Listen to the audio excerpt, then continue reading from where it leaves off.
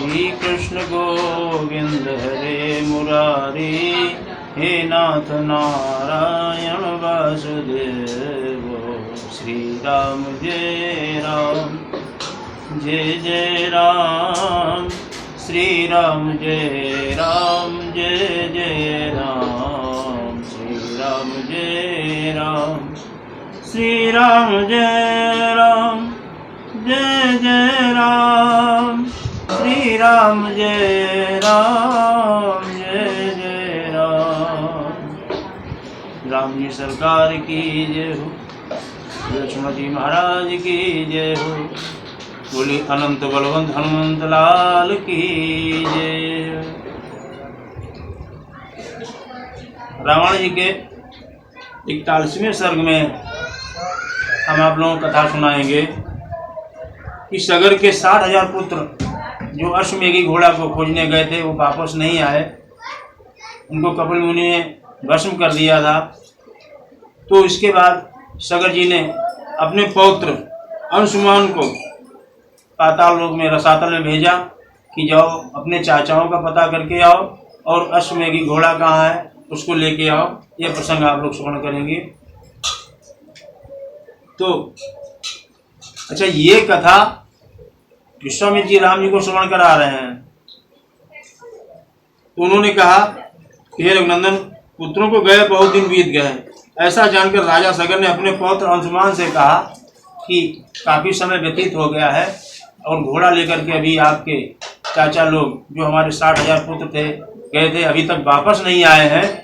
आप उनको खोज कर लाइए और अश्वमेघ घोड़े को लेके आइए और हमको बताइए आकर के ये लोग कहाँ पर हैं, अभी तक क्यों नहीं आए। बहुत काल बीत गया, बहुत समय व्यतीत हो गया, अभी तक इनका कोई पता नहीं लगा है।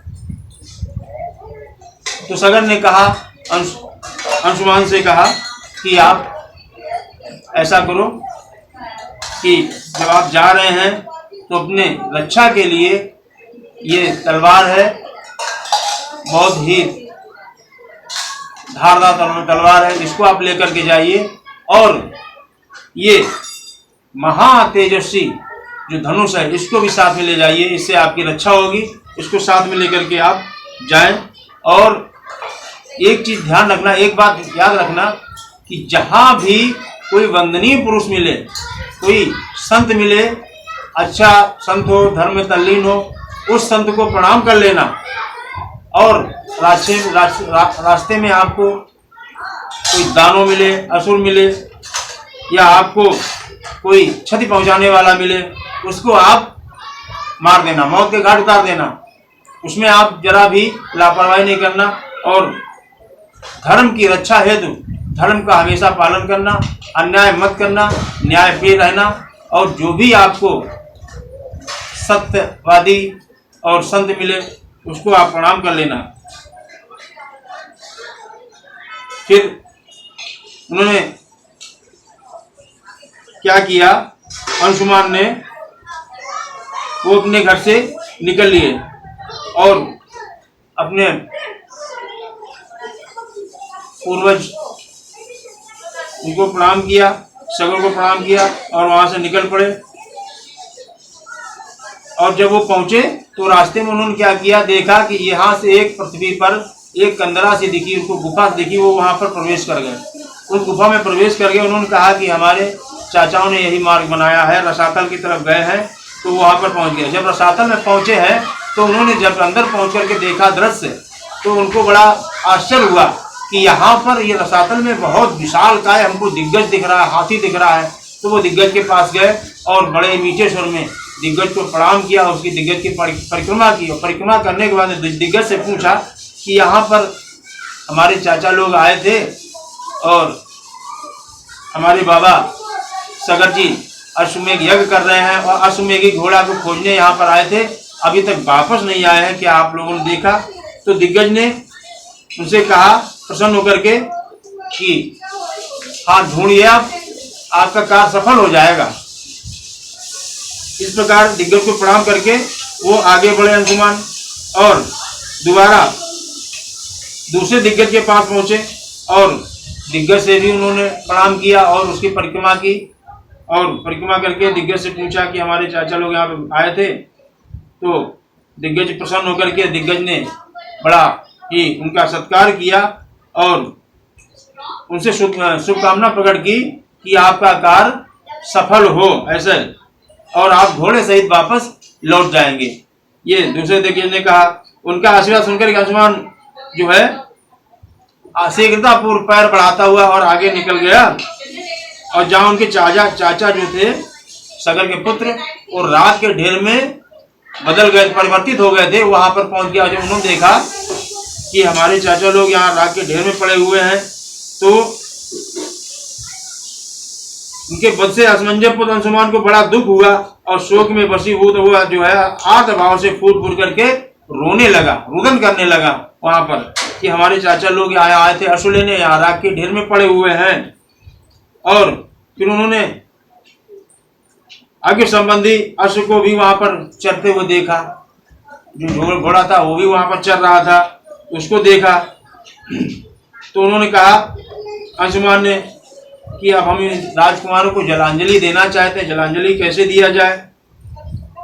तो आसपास देखा, वहां कोई उनको जलाशय भी वहां पर नहीं दिखाई दिया, कहीं दूर तक काफी दृष्टि फेरी, लेकिन उनको वहां पर कोई जलाशय नहीं दिखाई दिया और जलांजलि देने में वो असमर्थ हो गया, जलांजलि देने में। उसके बाद उन्होंने देखा, चारों तरफ नजर दौड़ाई, तो उनको पक्षीराज गरुण जो है दिखाई पड़े। जब पक्षीराज गरुण दिखाई पड़े, गरुण को देखा उसने, और पक्षीराज गरुण जो है उसके सगर के पुत्रों के कौन थे? मामा थे।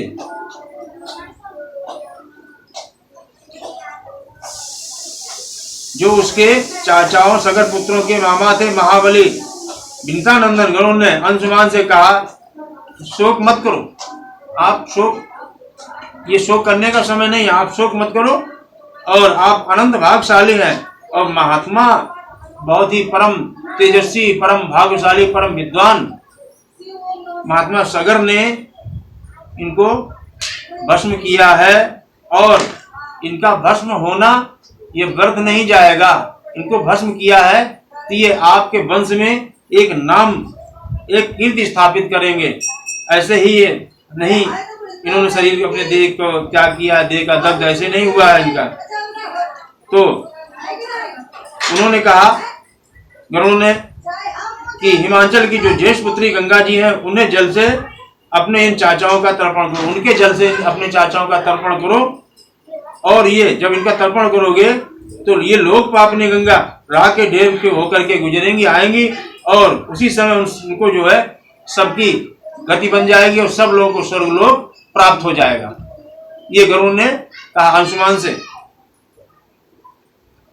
और लोकगामिनी गंगा के जल से भीगी हुई है भस्म राशि इन सबको स्वर्गलोक में भेज देंगी, और अब तुम घोड़ा लेकर के जाओ और पितामह का यज्ञ संपूर्ण करो। यज्ञ का काम आप आगे बढ़ाइए और यत्न कीजिए कि गंगा जी को यहाँ किस प्रकार लाया जाए। तो गंगा जी स्वर्गलोक में है, वहां से आप यहाँ पर गंगा जी को लाइए और उनका सब कर्म हो जाएगा और स्वर्ग में स्थापित हो जाएंगे। ये गरुड़ ने कहा। यज्ञ में दीक्षित हुए राजा के पास आकर उन्होंने सारा समाचार निवेदित किया और गरुड़ की बताई हुई सारी बात भी कह सुनाई। सारी बात बताई उन्होंने अपने बाबा सगर को। अंशुमान के मुख से यह भयंकर समाचार सुनकर राजा सगर ने कल्पोक्त नियम के अनुसार अपना यज्ञ विधिवत पूर्ण किया। जो कल्पोक्त नियम होता है, जो कल्पों से बनी हुई युक्ति आती है, उस कल्पोक्त यज्ञ संपन्न कराया, विधिवत संपूर्ण हुआ। और यज्ञ समाप्त करने के बाद और महाराज सगर अपनी राजधानी लौट आए, राजधानी को वापस आ गए और फिर मन में विचार करने लगे कि इन पुत्रों को कैसे मोक्ष दिलाई जाए और कैसे इनको जलांजलि दी जाए, गंगा जी को कैसे लाया जाए पृथ्वी पर। ये विचार करते हुए और उन्होंने अपने राज्य में आकर और 30,000 वर्षों तक उन्होंने निरंतर राज करके वे फिर इसके बाद स्वर्गलोक को पहुंच के स्वर्गगामी हो गए। और इसका अगला भाग हम आपको अगले प्रसंग सुनाएंगे। बोले श्री राम जी सरकार की जय हो।